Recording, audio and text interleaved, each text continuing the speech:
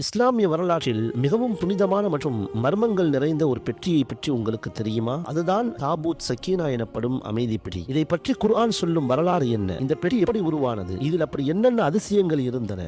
வானவர்கள் சுமந்து வந்த இந்த புனித பெட்டியின் முழு வரலாற்றையும் இந்த வீடியோவில் காண்போம். இந்த புனித பெட்டி ஷம்ஷாத் என்னும் உயரிய மரத்தினால் செய்யப்பட்டது. இது முதலில் ஹதரத் ஆதம் அலைஹிஸ்ஸலாம் அவர்களுக்கு அல்லாஹ்வினால் அருளப்பட்டது. அன்னாரின் வாழ்நாள் இறுதி வரை இந்த பெட்டி அவர்களுடையே இருந்தது. பின்னர் வாரிசுரிமையாக அவர்களின் சந்ததியினருக்கு கிடைத்து வந்தது. இறுதியாக இது ஹதரத் யாக்கூப் அலைஹிஸ்ஸலாம் அவர்களுக்கும் அதன் பிறகு பனு இஸ்ரவேலர்களுக்கும் கிடைத்தது. ஹசரத் மூசா அலைஹிஸ்ஸலாம் அவர்களின் காலத்தில் அன்னார் இதில் தௌராத் வேதத்தையும் தனது மிக முக்கியமான பிரத்யேக பொருட்களையும் பாதுகாத்து வைத்தார்கள். இந்த பெட்டி மிகவும் புனிதமும் பரக்கத்தும் அருள் வளமும் நிறைந்ததாக இருந்தது. பனு இஸ்ரவேலர்கள் எதிரிகளுடன் போயிடும் போது எதிரிகளின் படையை கண்டு அஞ்சி உள்ளம் பதறினால் இந்த பெட்டியை தங்களுக்கு முன்னால் வைத்து விடுவார்கள். அப்போது இந்த பெட்டியிலிருந்து வெளிப்படும் இறையருளால் போர் வீரர்களின் உள்ளங்களில் பெரும் அமைதியும் நிம்மதியும் உண்டாகிவிடும். அவர்களின் இதயம் பாறைகளை விட வலிமையாகிவிடும். இந்த பெட்டி முன்னோக்கி செல்ல செல்ல அல்லாஹ்விடம் இருந்து நஸ்ரும் மினல்லாஹி வ ஃபத்ஹுன் கரீப், அல்லாஹ்விடம் இருந்து உதவியும் வெற்றியும்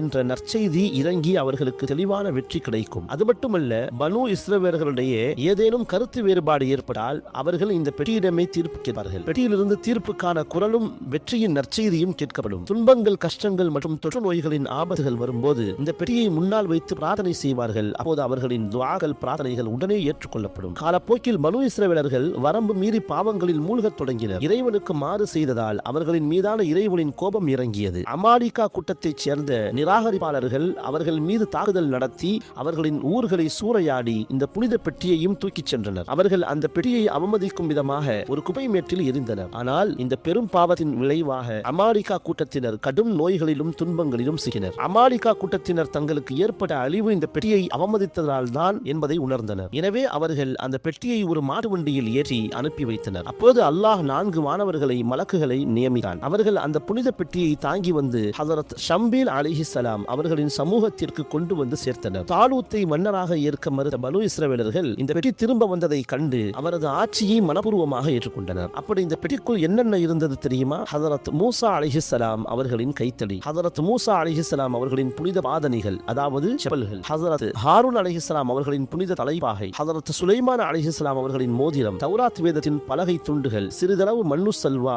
என்ற வானத்திலிருந்து இறக்கப்பட்ட புனித உணவு, மேலும் பல நபிமார்களின் அடையாள பொருட்கள். இந்த பெட்டியின் நிகழ்விலிருந்து நாம் சில முக்கியமான படிப்பினைகளை பெறுகிறோம். முதலாவது, இறைநேசர்களின் புனித பொருட்களுக்கு இறைவனிடம் பெரும் மதிப்பும் கண்ணியமும் இருக்கிறது. அதன் மூலம் இறைவனின் ரஹ்மத், அருள் மழை பொழிகிறது. இரண்டாவது, நபிமார்களின் பொருட்களுக்கே இவ்வளவு சிறப்பு என்றால் அவர்கள் அடக்கம் செய்யப்பட்டுள்ள இடங்கள்